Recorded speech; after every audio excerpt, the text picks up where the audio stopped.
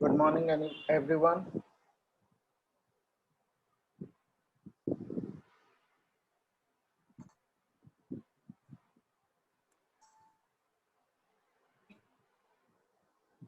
Can you hear me?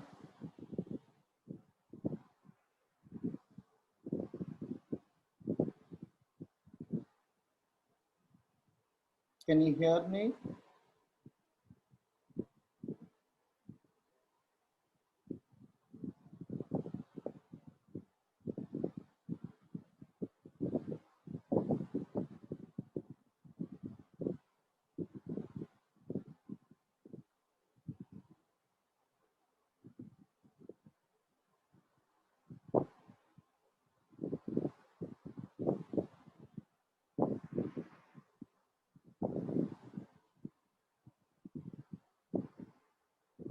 Hello, can you hear me? Can anybody hear me? Yes, sir. Yeah. You're able to hear me loud and clear? Yes, sir. Okay. We'll just wait for a minute and let others also join.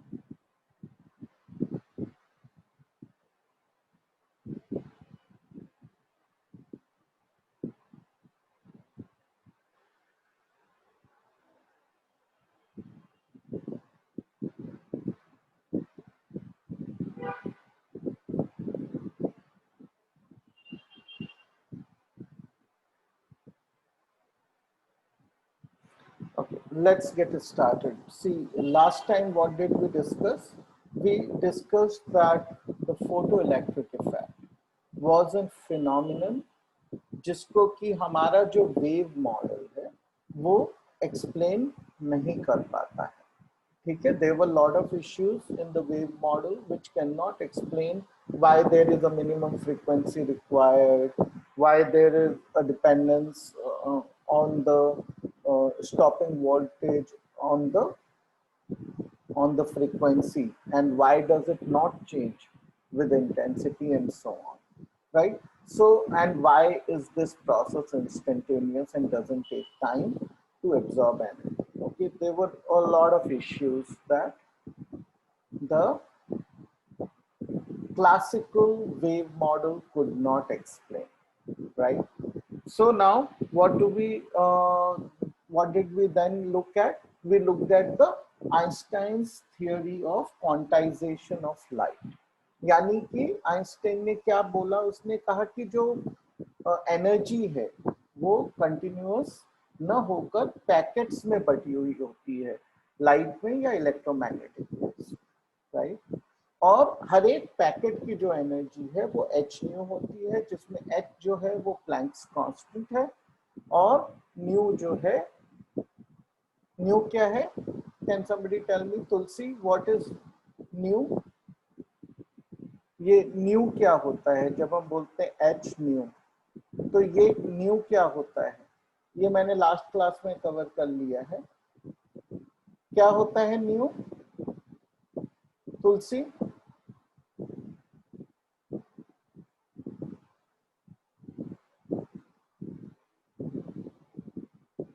Tulsi, are you there?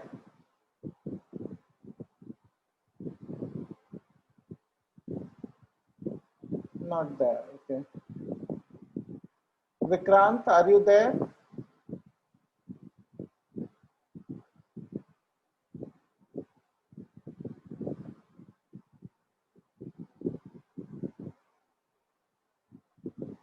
How come? आप लोग on करके कहीं और चले जाते हैं लगता है.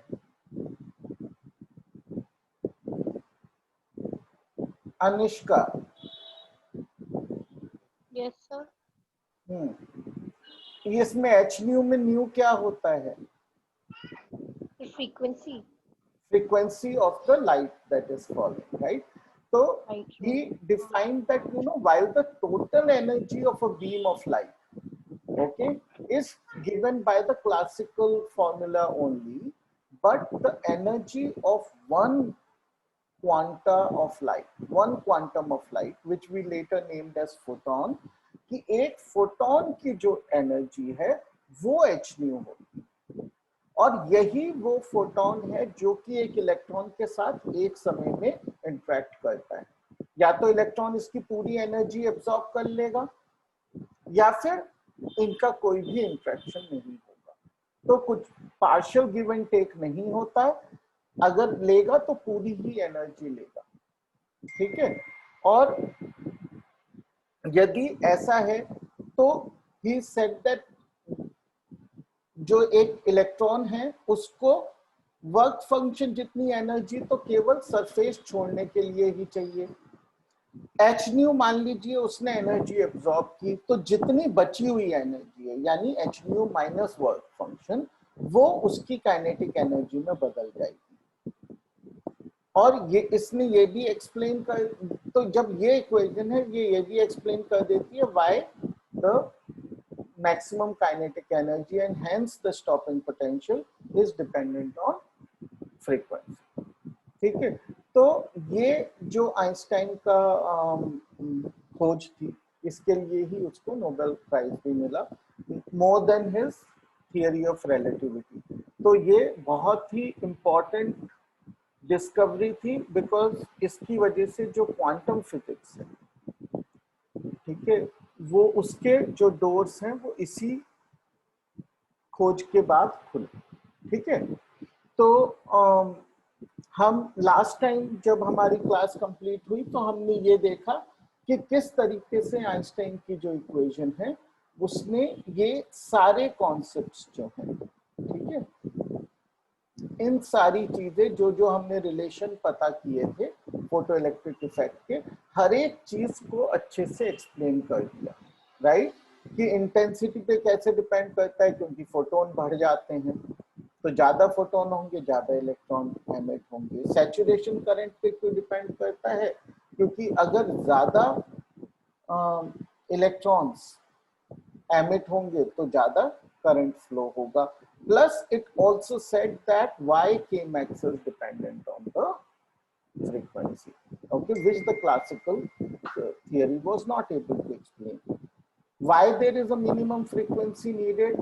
Because if we look at this, right, till the h nu is less than the work function, okay, there will be no kinetic energy imparted, right? And hence this equation also explains why there is a minimum frequency needed to start the photoelectric effect, okay? And it obviously very clearly explained the relationship between the stopping potential and hence the k max with the frequency, okay? Now why why is this an instantaneous process? It's an instantaneous process because it's not a bulk phenomenon। ठीक है, ऐसा नहीं है कि जो energy पड़ रही है वो पूरे मेटल के पीस में डिस्ट्रीब्यूट हो रही है और धीरे धीरे एनर्जी बढ़ रही है। ये बल्क फिनोमिनन होने की बजाय वन ऑन वन फिनोमिनन, यानी कि एक फोटोन एक समय में एक इलेक्ट्रॉन से इंटरेक्ट करता है, उसको बाकी मेटल से कोई मतलब नहीं है, और वो इंटरेक्शन इंस्टेंटेनियस होता है। तो इस वजह से आइंस्टाइन की थियरी ने फोटो इलेक्ट्रिक इफेक्ट में जो जो अनएक्सप्लेन्ड मिस्ट्रीज थी सबको अच्छे से एक्सप्लेन कर दी। ठीक है, अब उसी चीज को थोड़ा सा आगे देखते हैं कि जो हमारा ये ग्राफ आया था कौन सा, स्टॉपिंग पोटेंशियल और फ्रीक्वेंसी के बीच for different metals, right? So we can write the Einstein's equation k max is equal to h nu minus the work function, ठीक है? But the k max can be written as E into stopping potential, charge into potential is energy, right? So we can say E V naught is equal to h nu minus the work function. Dividing by E on both sides, we get V naught is equal to h by E nu minus the work function by E. Now this term is metal dependent,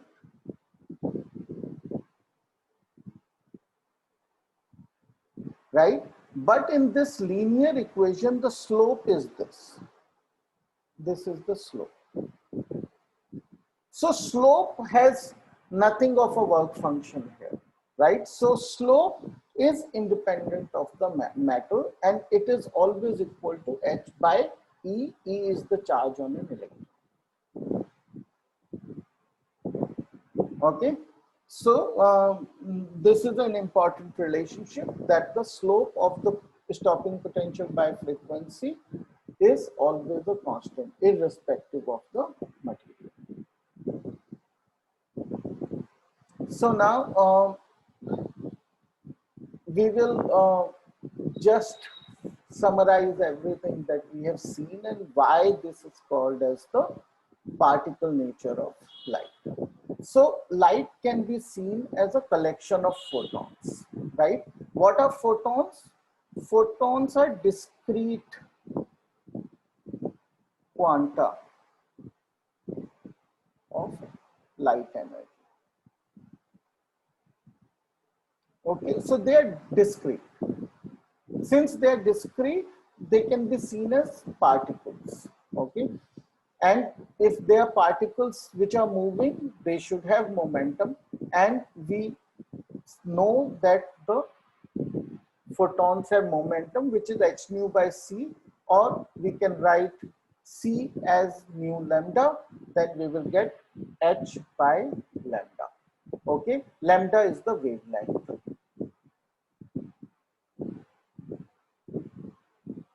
So these particles also have momentum like any other particle has, but obviously they are not like usual particles. कुछ ना कुछ तो फर्क है इनमें. सबसे बड़ा फर्क ये है कि इनका कोई रेस्ट मास नहीं होता. फोटॉन्स का कोई, अगर उसको फोटोन को रोक दिया जाए तो उसमें फिर कोई मास नहीं होता. तो ये obviously they are not matter in that sense, but they still behave like particles because they have momentum. Okay, and these are neutral particles. Okay, they have no charge, while they are built of fields, but they have no charge. Since they have no charge, they are not deflected by electric or magnetic fields. They can also interact with matter particles. So a photon, okay, a photon can go and hit an electron, and when that happens, so conservation of energy as well as conservation of momentum happens at that time, like it happens in collision of any other particles. Okay, but again, this collision is slightly different than the collision of matter particles as we see in day-to-day life, right? Because it can happen that the photon gets absorbed by the electron. It could happen that the photon gets absorbed and a photon of a different frequency gets emitted. So the interactions are slightly more complex. However, they still behave from a physical perspective like collision of two particles. Okay, and these things, these behaviors where light behaves like as if it is made up of particles called photons is known as the particle nature of light. Okay. So now we said that, you know, light is an EM wave, right? Now we are saying light is photon, right, which is a particle. Here it was only a disturbance in energy, right? So what is true? Is it an electromagnetic wave or a particle? What would you say? Can anybody give some thoughts on this question? We have seen two ways of describing light. So what is light? Electromagnetic wave or particle? Which is the correct answer?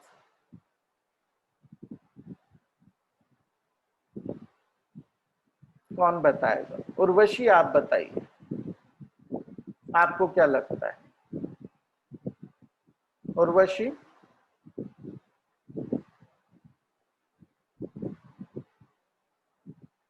Urvashi, Urvashi नहीं है। मीनाक्षी,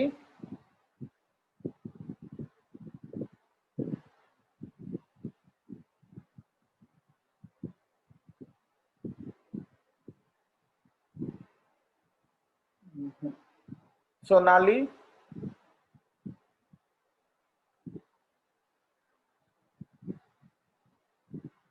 सोनाली,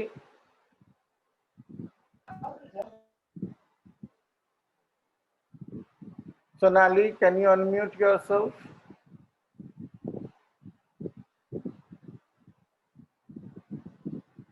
देखिए, आप जवाब नहीं देंगे, मुझे पता ही नहीं चलेगा आपको समझ आ रहा है या नहीं। This is a new type of topic, right? Sir sir electromagnetic wave भी होगी और पार्टिकल्स भी। तो दोनों ही हैं, राइट? हमने ये नहीं प्रूव किया, इतना जो अभी हमने पढ़ा, कि इलेक्ट्रोमैग्नेटिक वेव समझना गलत था। हमने केवल क्या समझा इतनी देर में कि ये कुछ ऐसे फिनोमिना हैं, कोई ऐसे ऐसे टाइम आते हैं जब इलेक्ट्रोमैग्नेटिक वेव्स थियरी नहीं एक्सप्लेन कर पाती, तो हमें जो है इसको पार्टिकल थियरी जो है, जो हमारी फोटोन थियरी है, वो यूज करके एक्सप्लेन करना पड़ता है, राइट? तो इसका मतलब ये है कि लाइट जो है वो वेव भी है और पार्टिकल भी है, लेकिन वो इन दोनों में से एग्जैक्टली कुछ भी नहीं, ठीक है? वो जो है लाइट तो लाइट ही है, राइट? लेकिन कहीं पे उसकी वेव नेचर हमें हेल्प करती है एक्सप्लेन करने में, और कहीं पे हमें उसकी पार्टिकल नेचर हेल्प करती है एक्सप्लेन करने में, ठीक है? So for example, people ask questions like this: is it that light changes its nature based on what it is supposed to do? तो लाइट आ रही है, उसने देखा रिफ्रैक्शन करना है तो वेव बन गई, देखा फोटोन इलेक्ट्रॉन एमिट करना है तो पार्टिकल बन गई। Of course not, right? Light does not change it's nature, it is not like कि वो अपना रूप बदलती रहती, right? Light behaves the way light behaves. It is only us who use either this model or the other model to explain the phenomenon. Okay? Does it become a wave when passing through a slit and become a particle when it hits the metal surface? No, it's only we explaining it that. Okay? How does the light know when to act like a wave or when to act like a particle? Again, light behaves the way light does.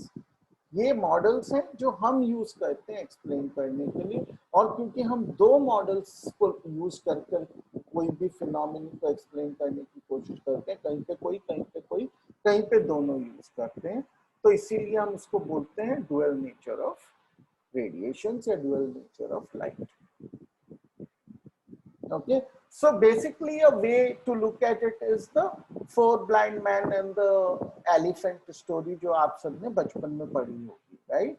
तो ये सब जो है, ये आंखों पे पट्टी बांध के लोग खड़े हैं और ये एलिफेंट को टच कर रहे हैं, तो हर कोई जो है उसको अलग तरह से डिस्क्राइब कर रहा है, but elephant remains an elephant, right? So light remains light, लेकिन हम उसको depending on what part of light, what nature of light we are interacting with, we describe it that.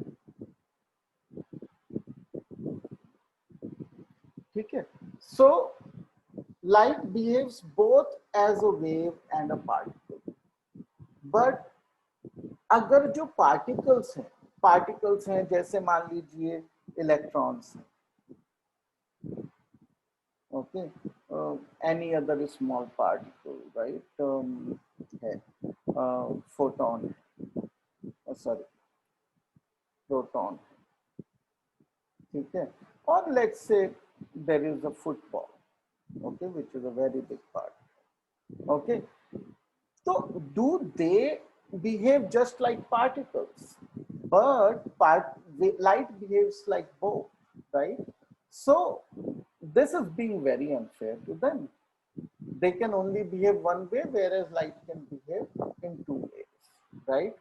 So the truth is that even the particles actually behave like waves at times, like the light behaves like particles at times. Okay, so while we say it is the dual nature of light, okay, in truth, everything in the world can be explained based on the particle theory as well as on the wave theory, but the impact of one might not be substantial. तो कहीं कहीं पे किसी model को use करने से हमें कोई मीनिंगफुल रिजल्ट्स नहीं मिलते, इसलिए हम उस मॉडल को यूज नहीं करते। ठीक है, तो अब जो है हम देखते हैं कि ये जो पार्टिकल्स हैं ये वेव की तरह कैसे बिहेव करते हैं। एक्चुअली लाइट पार्टिकल्स की तरह बिहेव करती है, इतना अजीब नहीं लगता सुनने में, लेकिन जो पार्टिकल्स हैं वो भी वेव की तरह बिहेव कर सकते हैं, ये काफी अजीब लग सकता है सुनने में। और बहुत समय तक जो है साइंस कम्युनिटी जो है, साइंटिस्ट की कम्युनिटी भी इस चीज को मानने को तैयार नहीं थी।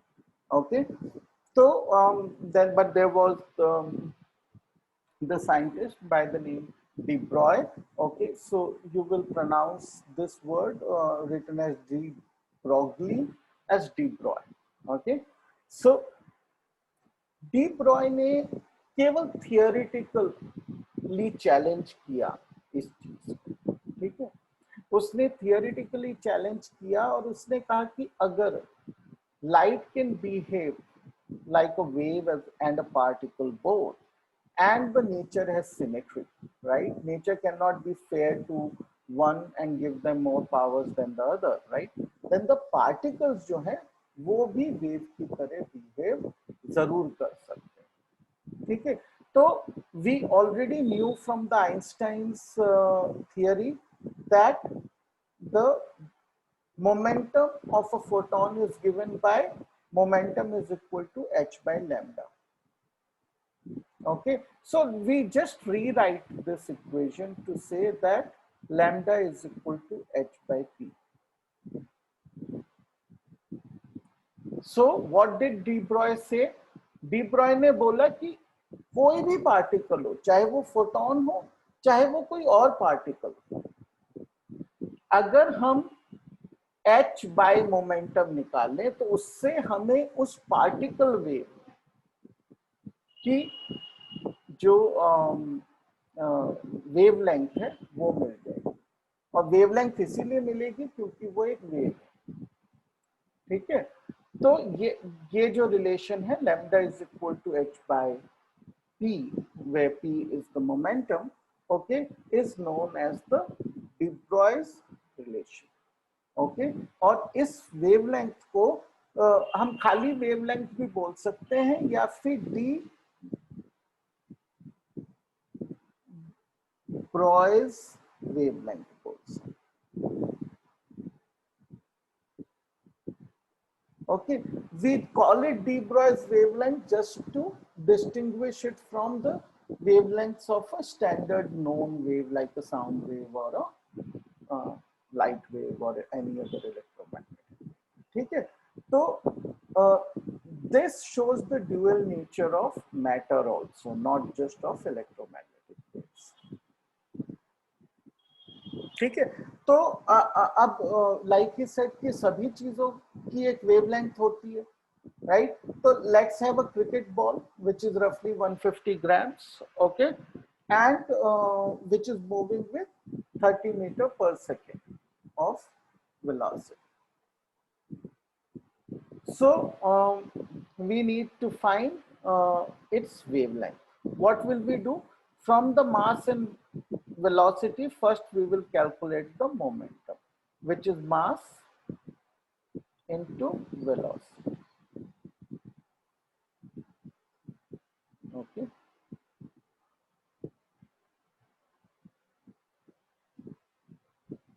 This is the momentum, and to find the value of lambda, all we have to do is divide it by h by p. Okay, h की वैल्यू होती है 6.63 into 10 raised to power minus 34 joule second, and we will divide it by the momentum in SI units, and the calculation is already done here, so I will. Now look at this number, right? This number.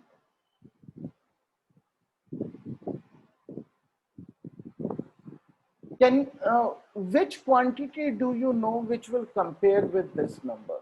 This is in meters. Who will tell me this? Who will tell? Anishka? Anishka? Yes, sir. हाँ, ये number आप देखिए, ये हमने wavelength निकाली है cricket ball जो कि 30 मीटर पर सेकंड से मूव कर रही है, 1.47 इंटू 10⁻⁻34 मीटर। सो जो आपको रफ आइडिया है, जैसे कि मान लीजिए size of an atom, size of nucleus, ये सब तो ये उनमें से किस चीज से कंपेयर करती है? ऑब्वियसली ये बहुत छोटा नंबर है। I can't hear you Anish. Sir एक बार रिपीट करिए। हाँ, कि ये जो नंबर है, you can see this number 1.47 sir एक बार रिपीट करिए प्लीज। हाँ, can you hear me Anishka? आपको सुनाई दे रहा है? सर थोड़ा ब्रेक हो रही है आपकी वॉइस। अच्छा, कोई बात नहीं, आप रहने दीजिए। Mahavish, can you unmute yourself? Yes sir. हाँ, ये नंबर आप देखिए और बताइए कि आपको जितने भी नंबर्स पता है उनमें से आपको किससे कंपेरेबल लगता है? ये नंबर किसके ऑर्डर का है? Sir photon. नहीं, फोटोन की वेवलेंथ तो मतलब फोटोन की तो बहुत रेंज होती है ना इलेक्ट्रोमैग्नेटिक वेव्स की। ये तो एक मीटर्स में है चीज। तो ये किसके अभी? अच्छा, न्यूक्लियस का साइज, न्यूक्लियस को छोड़िए, एक एटम का साइज रफली क्या होता है? किसी को आइडिया है? किसी को याद है?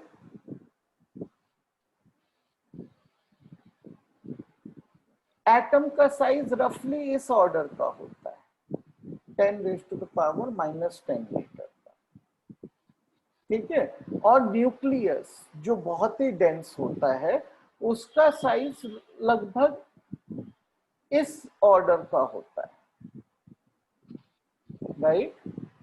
और ये जो नंबर हम देख रहे हैं, ये तो इससे भी कई गुना छोटा है, zillion times smaller than this, right? So ये इतना छोटा नंबर है कि ये इतनी छोटी वेवलेंथ है कि ये वेवलेंथ हम किसी भी तरह से परसीव कर ही नहीं सकते, चाहे हम कितना भी अच्छा इंस्ट्रूमेंटेशन यूज कर लें, इसको नहीं यूज कर सकते, right? Yes sir. We will have to put 1,000,000 trillion nucleus in a row to create this length. So this length is like really very small. And अगर एक पार्टिकल इतनी छोटी वेवलेंथ से मूव कर रहा है, तो इसका मतलब ये हुआ कि वो उसकी वेव नेचर हम कभी एक्सपीरियंस ही नहीं कर पाएंगे, राइट? तो इस वजह से डिस्पाइट द फैक्ट कि there is a dual nature of a cricket ball, it is behaving like a particle, it is also behaving like a wave, but its wave nature is not usable in any way. So we will never try to treat a cricket ball like a wave, right? We only treat it like a particle. So is de Broglie's finding of any value? अगर उसने वो theoretically कह दिया लेकिन उसका कोई use ही नहीं दिखाई दे, तो वो यूजलेस थियरी हो जाएगी, राइट? ऐसा नहीं है। जब पार्टिकल्स बहुत छोटे हो जाते हैं, ठीक है, उस समय हम देखते हैं कि तब वेवलेंथ क्या आती है और उसको समझने की कोशिश करते हैं, ठीक है? So now let's look at a particle, an electron. Electron का मास कितना है? 9.11 into 10 raised to power minus 31 kilogram, right? Now this number is like 10 raised to the power 30 times smaller than a cricket ball. It is really, really smaller than the cricket ball, right? और उसकी velocity, even if the velocity is pretty high, like 5.4 into 10 raised to power 6, which is a fairly high velocity, right? Which starts to get to 100th roughly or 150th of the speed of light. So it is very high speed. Even then, the momentum is still a very, very small number because of very small mass. Okay, now this very small momentum, right? If we divide the h by this very small momentum, we get a wavelength which is 0.135 nanometer. Okay, now it's either you can say this, or you can also, if this helps you visualize, whichever way it helps you visualize the value. Okay, ये value आ गई. So Mahavesh, can you now tell me, right, that ये जो length, इस तरह की length किसके order में आ गई है?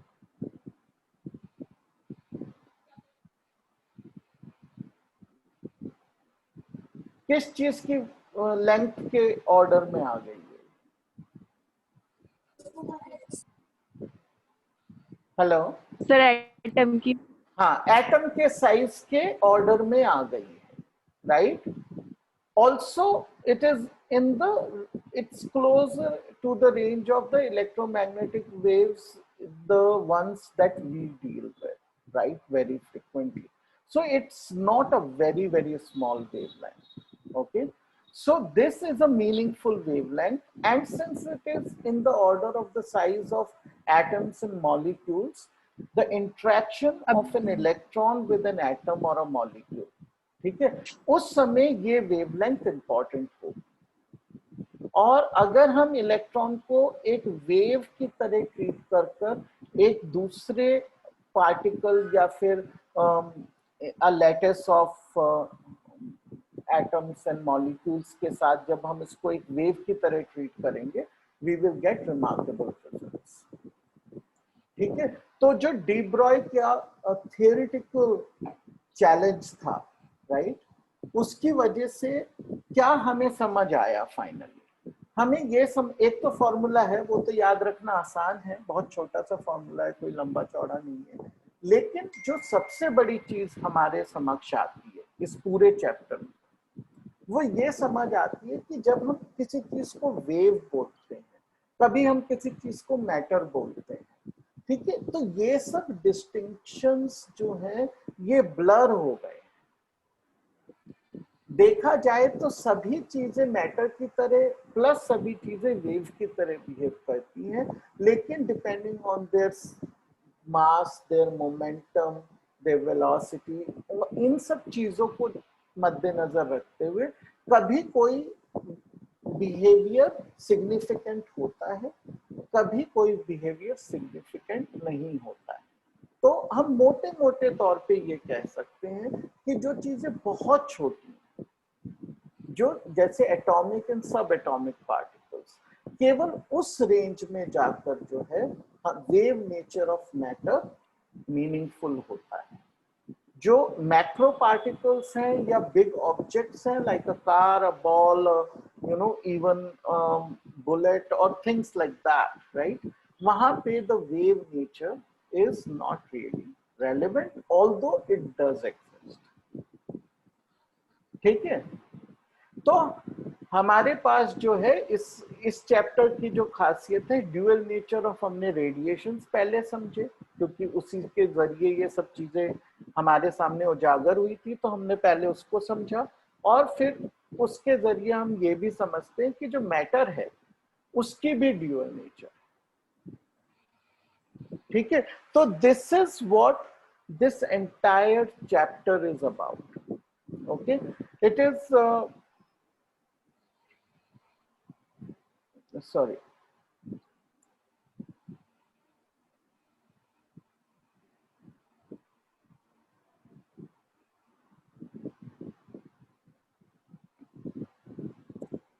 ओके तो थोड़ा सा और आगे चलते हैं. Only a couple of concepts are left in this chapter.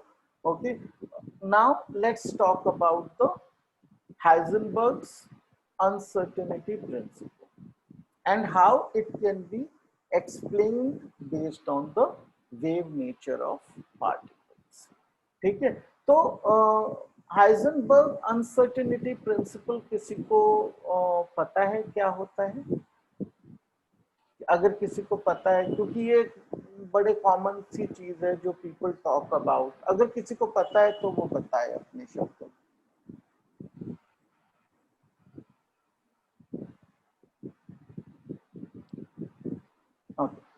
No issues. तो Heisenberg uncertainty principle, right. Uncertainty का मतलब तो आप सबको पता ही है, हाइजेनबर्ग तो उसका नाम है जिसने ये प्रिंसिपल बताया. ठीक है. अनसर्टेनिटी का मतलब है जब हम श्योर नहीं हो सकते. तो किस चीज के लिए हम श्योर नहीं हो सकते? तो हाइजेनबर्ग ने ये कहा कि किसी पार्टिकल का मोमेंटम, ठीक है, और उसकी पोजीशन, हम इन दोनों चीजों को एक ही समय पर एक्यूरेटली मेजर नहीं कर सकते. अगर हम मोमेंटम को एक्यूरेटली मेजर करने की कोशिश करते हैं तो उसके पोजीशन में एरर आ जाती है, और अगर पोजीशन को अच्छे से मेजर करने की कोशिश करते हैं, बहुत एक्यूरेटली मेजर करने की कोशिश करते हैं, तो उसके मोमेंटम में एरर आ जाती है. ठीक है. So we are coming to the end of this session. We have one more session today. ठीक है. तो ensure you join and please ask your friends. These things will not be repeated again. तो आपको उनको भी बोलिए कि वो आए इस क्लास में. Attendance was very low today. ठीक है. तो प्लीज उनको भी कहिए. ये चैप्टर्स हो सकता है खुद पढ़ के बाद में आपको समझने में कठिनाई आए. ठीक है. तो आज एक और क्लास है.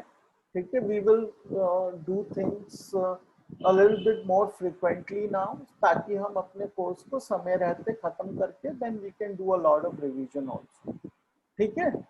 तो प्लीज एंश्योर कि आप लोग आए जरूर क्लास, और अपने दोस्तों से भी कहिए कि वो आए. Okay. Is that clear?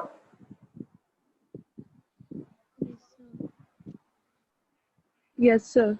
Okay, thank you. Please ask your friends also. Thank you, and we will meet again after some time. Okay. Okay. Okay, thank you. Bye bye.